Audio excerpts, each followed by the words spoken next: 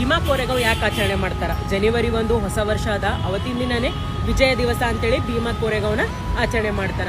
ಎದ್ರ ಸಲುವಾಗಿ ಆಚರಣೆ ಮಾಡ್ತಾರಂತ ಹೇಳ್ತೀನಿ ಕೇಳ್ರಿ. 1818 ಜನವರಿ 1ಕ್ಕ ಮಹಾರಾಷ್ಟ್ರದ ಪುಣೆ ಜಿಲ್ಲೆ ಒಳಗ ಒಂದು ಕೋರೆಗಾಂವ್ ಅಂತೇಳಿ ಒಂದು ಊರ್ ಇರ್ತದ. ಬ್ರಿಟಿಷ್ ಈಸ್ಟ್ ಇಂಡಿಯಾ ಕಂಪನಿ ಮತ್ತೆ ಪೇಶ್ವೆಗಳ ನಡ್ಬರ್ಕ ಒಂದು ಯುದ್ಧ ಆಗ್ತದ. ಅದು ಭೀಮಾ ತೀರದ ಒಳಗಿರಂತ ಕೋರೆಗಾಂವನ ಊರೊಳಗ ಆಗ್ತದ. ಅದರಿಂದನೇ ಇದಕ್ಕೆ ಭೀಮಾ ಕೋರೆಗಾಂವ್ ಅಂತೇಳಿ ಹೆಸರು ಬಂದದ. ಈ ಯುದ್ಧದ ಒಳಗ ಬಾಜಿರಾವ್ ಪೇಶ್ವೆ ಅವ್ರ ಸೈನ್ಯ ಇರ್ತದ 28,000. ಆದ್ರ ಬ್ರಿಟಿಷ್ ಈಸ್ಟ್ ಇಂಡಿಯಾದವ್ರದ್ದು ಇರ್ತದ ಜಸ್ಟ್ 800 ಸೈನ್ಯ ಇರ್ತದ. ಆ 800 ಸೈನ್ಯದೊಳಗ 600 ಸೈನ್ಯ ಯಾರು ಇರ್ತಾರ ಅಂತ ಹೇಳಿದ್ರೆ ಮಹಾರ್ಗಳು ಇರ್ತಾರ, ಅಂದ್ರೆ ದಲಿತರು ಇರ್ತಾರ.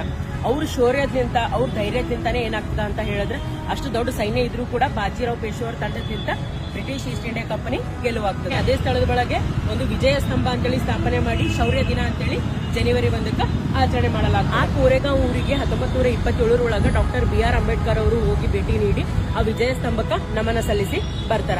ಅವತ್ತಿಂದ ಇವತ್ತಿನ ತನಕ ಕೂಡ ಜನವರಿ 1ಕ್ಕ ಲಕ್ಷಾಂತರ ಜನ ಹೋಗಿ ಕೋರೆಗಾಂವ್ ಊರೊಳಗ ವಿಜಯ ದಿವಸ ಅಂತೇಳಿ ಆಚರಣೆ ಮಾಡ್ತಾರ. 600 ಜನ ಕಲ್ತು 28,000 ಜನ ಓಡಿಸಿದ ಇತಿಹಾಸ ಇದರದ.